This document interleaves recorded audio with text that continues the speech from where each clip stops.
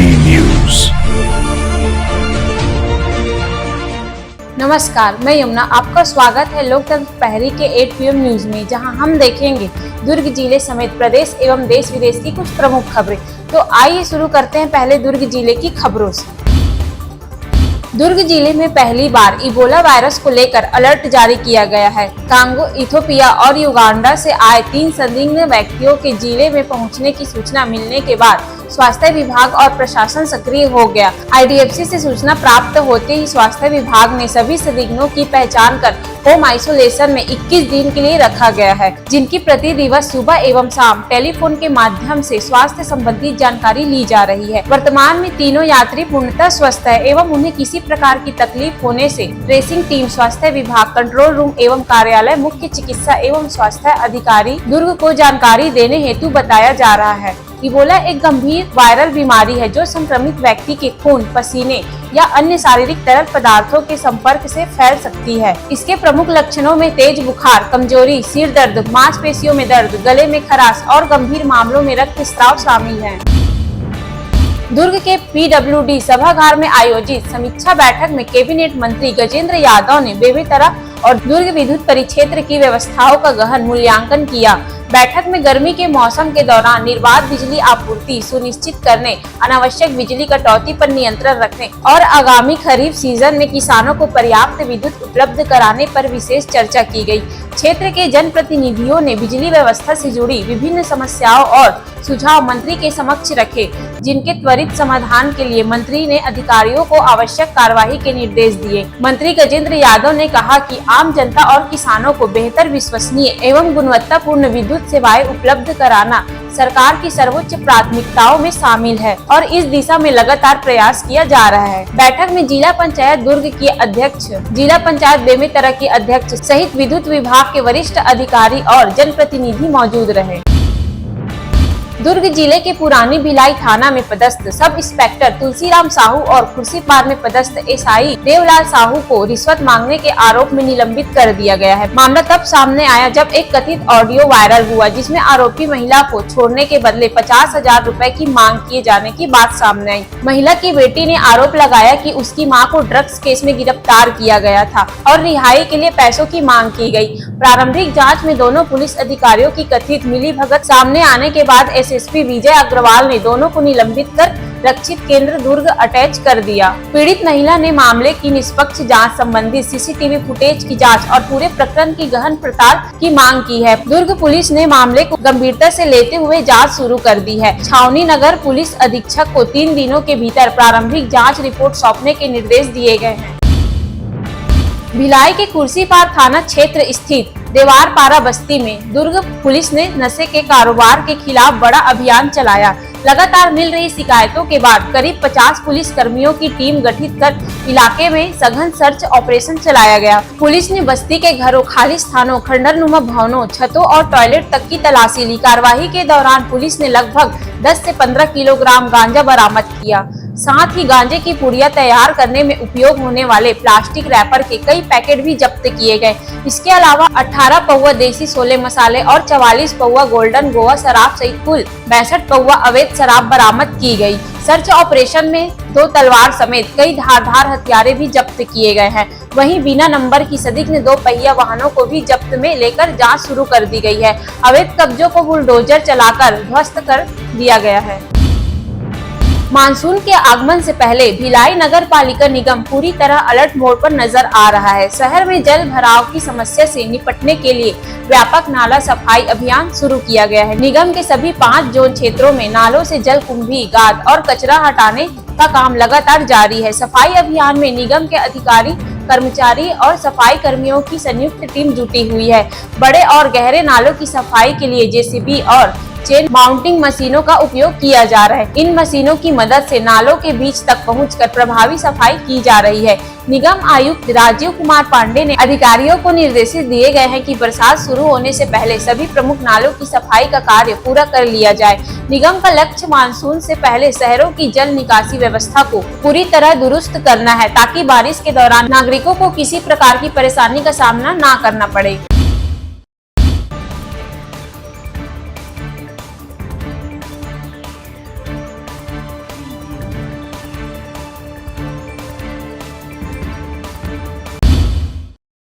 अब नजर डालते हैं प्रदेश की खबरों पर। नीट परीक्षा में लीक और अनियमितताओं के खिलाफ NSUI के राष्ट्रीय अध्यक्ष विनोद जाखड़ के नेतृत्व में बिलासपुर में बड़ा विरोध प्रदर्शन किया गया। कांग्रेस और छात्र संगठन के कार्यकर्ता केंद्र सरकार के खिलाफ नारेबाजी कर रहे थे। प्रदर्शनकारी सांसद और केंद्रीय राज्य मंत्री तोखन साहू के निवास का घेराव करने निकले। कार्यकर्ताओं ने बैरिकेड से तोड़कर आगे बढ़ने की कोशिश की, जिससे पुलिस और प्रदर्शनकारियों के बीच धक्का मुक्की और झड़प की स्थिति बन गई। हालांकि बिगड़ते देख पुलिस ने भीड़ को नियंत्रित करने के लिए वाटर कैनन का इस्तेमाल किया। प्रदर्शन समाप्त होने से पहले NSUI कार्यकर्ता कलेक्टर कार्यालय की ओर बढ़ने लगे। पुलिस ने उन्हें रोकने के लिए लाठीचार्ज किया। पुलिस ने 12 से ज्यादा प्रदर्शनकारियों को गिरफ्तार किया। हालांकि बाद में उन्हें मुचलके पर रिहा कर दिया गया। कांग्रेस नेताओं का आरोप है कि परीक्षा प्रणाली में लगातार हो रही गड़बड़ियों से छात्रों का भविष्य प्रभावित हो रहा है। संगठन ने निष्पक्ष जांच और दोषियों के खिलाफ सख्त कार्रवाई की मांग की है। प्रदेश में हर साल गिरते भूजल स्तर और बढ़ते जल संकट को देखते हुए अब शहरी क्षेत्र के सभी सरकारी, निजी, व्यावसायिक और संस्थागत भवनों में रेन वाटर हार्वेस्टिंग सिस्टम लगाना अनिवार्य होगा। 150 वर्ग मीटर से अधिक क्षेत्रफल वाले भवनों की पहचान की जा रही है और यह भी देखा जा रहा है कि किन भवनों से पहले से रेन वाटर हार्वेस्टिंग सिस्टम मौजूद है और किन में नहीं। बिलासपुर नगर निगम प्रशासन ने साफ कर दिया है कि जिन भवन मालिकों ने नक्शा पास कराते समय रेन वाटर हार्वेस्टिंग लगाने का दावा किया था लेकिन सिस्टम नहीं बनाया, उनकी जमा सुरक्षा राशि अब जब्त कर ली जाएगी। जरूरत पड़ने पर निकाय स्वयं एजेंसी के माध्यम से निर्माण कराएगा। इसके साथ ही उद्यानों, बोरवेल और हैंडपंपों के पास भी रिचार्ज पिट बनाने की तैयारी शुरू हो गई है। दावा है कि मानसून से पहले जल पुनर्भरण की व्यवस्था पूरी कर ली जाएगी ताकि बारिश का पानी सीधे जमीन में समा सके और भूजल स्तर में सुधार हो सके। सूरजपुर जिले से अवैध मादक पदार्थों की तस्करी का बड़ा खुलासा हुआ है। अंबिकापुर से सूरजपुर की ओर जा रही नीलम बस में यात्रियों के साथ साथ भारी मात्रा में गांजा भी ले जाया जा रहा था। सिलफिली बस स्टैंड के पास स्थानीय लोगों को बस की गतिविधियां संदिग्ध लगी। शक होने पर लोगों ने बस को बीच सड़क पर रोक दिया और तुरंत पुलिस को सूचना दी। जाँच के दौरान बस के अंदर झाड़ू, टोकरी और कपड़ों के गट्ठे की आड़ में बड़ी मात्रा में गांजा छिपाकर रखा गया था। बताया जा रहा है कि बस में महिला, पुरुष और बच्चे सहित करीब 20 यात्री भी सवार थे। सूचना मिलते ही जयनगर पुलिस मौके पर पहुंची और जांच शुरू की। इस बीच गांजा सप्लाई से जुड़े कुछ महिला और पुरुष मौके से फरार हो गए, जिनकी तलाश जारी है। पुलिस ने बस को कब्जे में लेकर करीब 2 करोड़ रुपए कीमत के गांजे की जांच शुरू कर दी है और पूरे नेटवर्क की कड़ियों को खंगाला जा रहा है। फिलहाल मामले में आगे की कार्रवाई जारी है। बलरामपुर जिले में वन भूमि को अतिक्रमण मुक्त कराने के लिए प्रशासन ने बड़ा अभियान चलाया। संयुक्त टीम ने बुलडोजर की मदद से वन भूमि पर बने 34 अवैध मकानों को ध्वस्त कर दिया। इस क्षेत्र में वर्षों से वन भूमि पर अवैध कब्जे की शिकायतें मिल रही है। प्रशासन ने पहले संबंधित लोगों को नोटिस जारी कर भूमि खाली करने के लिए निर्देश दिए थे। निर्धारित समय सीमा पूरी होने के बाद भी कब्जा नहीं हटाया गया, जिनके बाद वन विभाग, राजस्व विभाग और पुलिस विभाग की संयुक्त टीम ने मौके पर पहुंचकर कार्रवाई की। अधिकारियों की मौजूदगी में बुलडोजर चलाकर अतिक्रमण हटाया गया। प्रशासन का कहना है कि सरकारी और वन भूमि पर अवैध कब्जा किसी भी हालत में स्वीकार नहीं किया जाएगा। अधिकारियों ने चेतावनी दी है कि अतिक्रमण के खिलाफ अभियान आगे भी जारी रहेगा और नियमों का उल्लंघन करने वालों पर सख्त कार्रवाई की जाएगी। धमतरी जिले के बोरई थाना क्षेत्र के ग्रामीणों ने एक खेत में ताजा कब्र होने की सूचना पुलिस को दी। पुलिस मौके पर पहुंची और जांच शुरू की। कब्र के अंदर महिला का शव होने की बात सामने आई। मृतिका की पहचान बिंदाबाई के रूप में हुई। शव मिलने की खबर से इलाके में हत्या और संदिग्ध मौके की चर्चाएं तेज हो गई। पुलिस जांच और जिला अस्पताल से मिले दस्तावेजों के सत्यापन के बाद मामले की असल तस्वीर सामने आई। बिंदाबाई की तबीयत खराब होने पर उन्हें जिला अस्पताल में भर्ती कराया गया था, जहां इलाज के दौरान उनकी मृत्यु हो गई थी। मृतिका के पति ने अस्पताल से शव लाने के बाद घर के पीछे स्थित बाड़ी में उसे दफना दिया था। मृतिका का पति 2 पत्नियों के साथ रहता है, जिसके चलते परिवार का पिछले 5 वर्षों से गांव में सामाजिक बहिष्कार चल रहा है। किसी सामाजिक परिस्थितियों के कारण पारंपरिक अंतिम संस्कार नहीं किया गया और शव को घर के पीछे दफनाया गया। जिला अस्पताल के रिकॉर्ड और अन्य तथ्यों की पुष्टि के बाद पुलिस ने स्पष्ट किया है कि मामले में हत्या या किसी अन्य आपराधिक गतिविधियों के कोई संकेत नहीं मिले।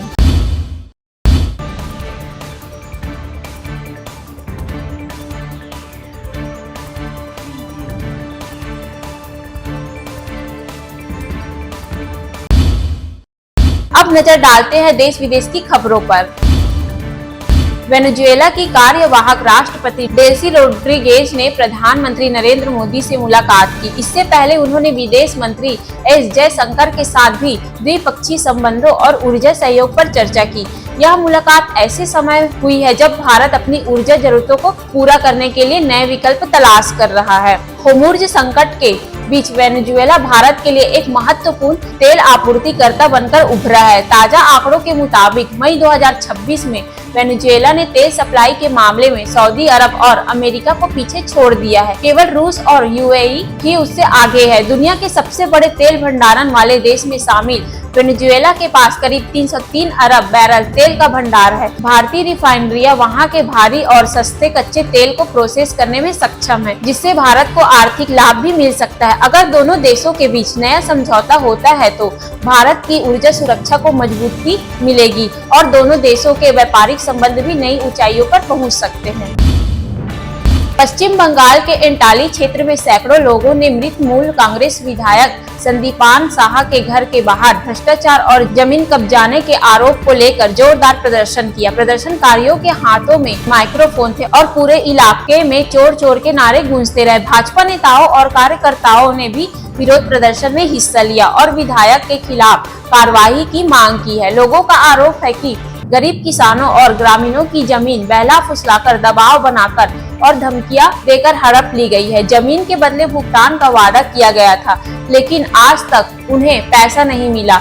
प्रदर्शन में शामिल प्रियंका तिब्रेवाल ने आरोप लगाया कि उन्हें प्रति वर्ग फुट 50,000 रुपए देने का आश्वासन दिया गया था, लेकिन यह वादा पूरा नहीं किया गया। इसी नाराजगी को लेकर लोग सड़कों पर उतर आए। स्थिति को देखते हुए इलाके में भारी पुलिस बल तैनात किया गया है ताकि कोई अप्रिय घटना ना हो और प्रदर्शनकारी विधायक के घर के भीतर प्रवेश ना कर सके। देश में अचानक चर्चा का केंद्र बनी कॉकरोच जनता पार्टी की दिल्ली में आयोजित पहली प्रेस कॉन्फ्रेंस में पार्टी के प्रवक्ताओं ने शिक्षा मंत्री धर्मेंद्र प्रधान के इस्तीफा की मांग दोहराई और कहा कि वे इन मुद्दे पर सरकार और विपक्ष दोनों से बातचीत के लिए तैयार है। पार्टी प्रवक्ता सौरभ दास ने कहा कि सीबीएसई चेयरमैन राहुल सिंह और सचिव हिमांशु गुप्ता का तबादला केवल दिखावा है और इससे शिक्षा व्यवस्था की मूल समस्याओं का समाधान नहीं होगा। पार्टी के संस्थापक अभिजीत दीपके 6 जून को अमेरिका से दिल्ली पहुंचेंगे। इसके बाद जंतर मंतर पर प्रदर्शन की अनुमति लेने के लिए संसद मार्ग थाने जाएंगे। कॉकरोच जनता पार्टी ने देश भर के युवाओं से इस आंदोलन में जुड़ने की अपील की है। पार्टी का दावा है कि जलवायु कार्यकर्ता सोनम वांगचुक भी इस प्रदर्शन में शामिल हो सकते हैं। अब सवाल यह है कि क्या सोशल मीडिया पर शुरू हुआ यह आंदोलन सड़कों पर भी उतना ही प्रभाव छोड़ पाएगा? इसकी तस्वीर आने वाले दिनों में साफ होगी। मिडिल ईस्ट में बढ़ते तनाव के बीच कुवैत इंटरनेशनल एयरपोर्ट पर बड़ा हमला हुआ है। हमले में एक भारतीय नागरिक की मौत की पुष्टि हुई है, जबकि 63 लोग घायल हुए हैं, जिनमें कई की हालत गंभीर बनी हुई है। कई लोगों को सिर में गंभीर चोटें, ब्रेन हैमरेज और विस्फोट से जुड़े घाव आए हैं। राहत और बचाव कार्य के लिए 25 एम्बुलेंस मौके पर भेजी गई। हमले के बाद एयरपोर्ट के टर्मिनल 1 को नुकसान पहुंचा, जिसके चलते सभी उड़ान सेवाएं अस्थायी रूप से निलंबित कर दी गई। कुवैत स्थित भारतीय दूतावास ने एक भारतीय नागरिक की मौत की पुष्टि करते हुए शोक व्यक्त किया और कहा कि पीड़ित परिवार को हर संभव सहायता उपलब्ध कराई जाएगी। हमले की जिम्मेदारी ईरान के रिवॉल्यूशनरी गार्ड्स ने ली है। उनका कहना है कि यह कार्रवाई अमेरिका द्वारा ईरानी ठिकानों और ऑयल टैंकरों पर किए गए हमलों के जवाब में की गई है। ब्राजील और मेक्सिको के बीच इन दिनों एक अनोखा विवाद चर्चे में है। विवाद का केंद्र है कैरामेलो नाम का भूरे रंग की स्ट्रीट डॉग, जो ब्राजील की सड़कों पर आमतौर पर दिखाई देता है। ब्राजील के लोगों के लिए कैरामेलो सिर्फ एक कुत्ता नहीं बल्कि देश की संस्कृति और पहचान का हिस्सा है। लेकिन मेक्सिको के पर्यावरण अभियोजन कार्यालय ने कैरामेलो को मैक्सिकन नस्ल घोषित कर दिया। इसी फैसले के बाद विवाद शुरू हुआ। ब्राजील में लोगों ने इन्हें अपनी संस्कृति विरासत का दावा बताया और सोशल मीडिया पर विरोध शुरू हो गया।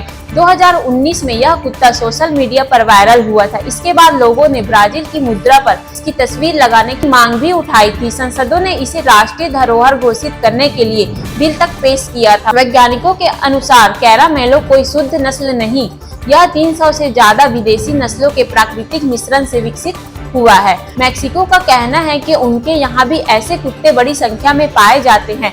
हालांकि विवाद के बीच पशु कल्याण संगठनों को उम्मीद है कि इस बहस से ज्यादा लोग इस आवारा कुत्तों को गोद लेने के लिए आगे आएंगे।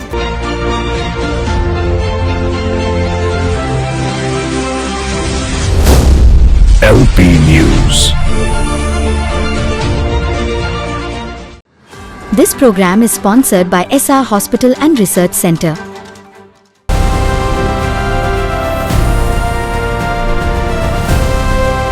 हर खबर पर नजर, सच, हिम्मत और जमीनी रिपोर्टिंग, देश, समाज और सत्य के लिए। LP न्यूज, आपकी आवाज।